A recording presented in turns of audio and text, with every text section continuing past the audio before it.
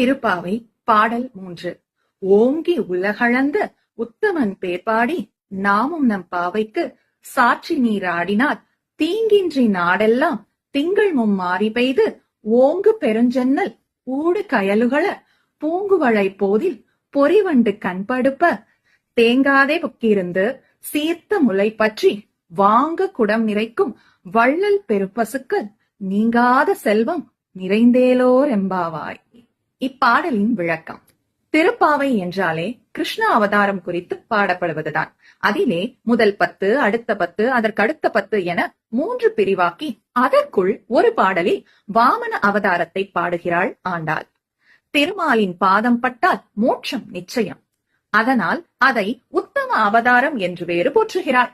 பகவானை வணங்கினால் எல்லா வளமும் சித்திக்கும் என்பது ஆண்டாளின் அனுகிரகமாக இருக்கிறது. இந்த பாடல்